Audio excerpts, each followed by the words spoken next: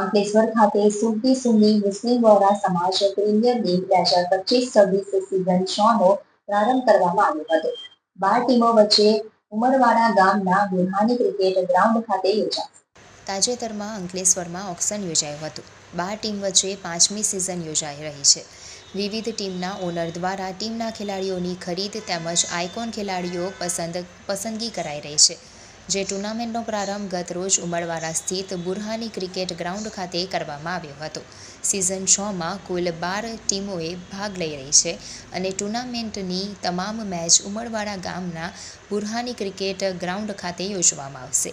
સુરતી સુન્ની મુસ્લિમ વોરા સમાજના યુવા પ્રતિભાશાળી ખેલાડીઓને પ્લેટફોર્મ આપવા તેમજ સમાજના યુવા વર્ગને એકબીજા સાથે જોડવાના ઉદ્દેશ્ય સાથે સમગ્ર આયોજન છેલ્લા 6 વર્ષથી કરવામાં આવી રહ્યું છે. યુનાઇટેડ સ્પોર્ટ્સ એસોસિએશન દ્વારા અમે આ સુરતી સુન્ની મુસ્લિમ વોરા સમાજની ટુર્નામેન્ટનું આયોજન છેલ્લા 5 વર્ષોથી કરીએ છીએ અને આ અમારી 6ઠ્ઠી સિઝન છે અને 6ઠ્ઠી સિઝનની આજે આ સવારની મેચથી અમે શરૂઆત કરી દીધી છે અને એ જોરશોરમાં આજે મેચ ચાલુ થઈ ગઈ છે.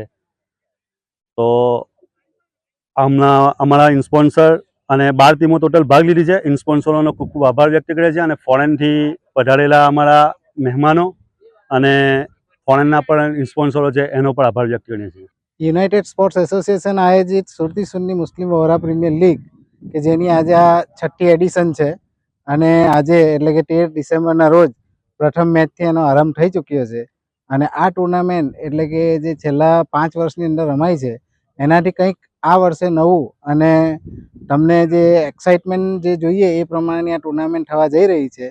અને આ જે ટુર્નામેન્ટ છે એ સૌથી લોકપ્રિય ટુર્નામેન્ટ સુરત જિલ્લાની અંદરમાં છેલ્લા 5 વર્ષની અંદરમાં એમણે એનો ડંકો જમાવી દીધો છે અને આ 6ઠ્ઠી સિઝન 6ઠ્ઠી એડિશનમાં પણ એ જ રાગીટાથી આ ટુર્નામેન્ટ રમાશે.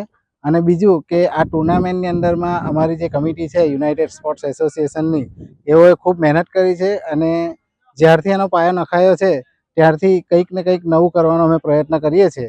અને આ ટુર્નામેન્ટ એટલે આજથી શરૂ થઈ છે અને લગભગ 1 મહિનો સુધી આ ચાલશે અને બુરહાની સ્પોર્ટ્સની ઉપર તમામ મેચો રમાશે અને એની જે ક્વોલિફાયર મેચ, એલિમિનેટર અને ફાઇનલ મેચો જે છે એ નાઇટની અંદરમાં રમાવા જઈ રહી છે. જેના માટે દર્શકો ખૂબ આતુરતાથી જેની રાહ જોતા હતા એ ટુર્નામેન્ટ આજથી શરૂ થઈ ગઈ છે.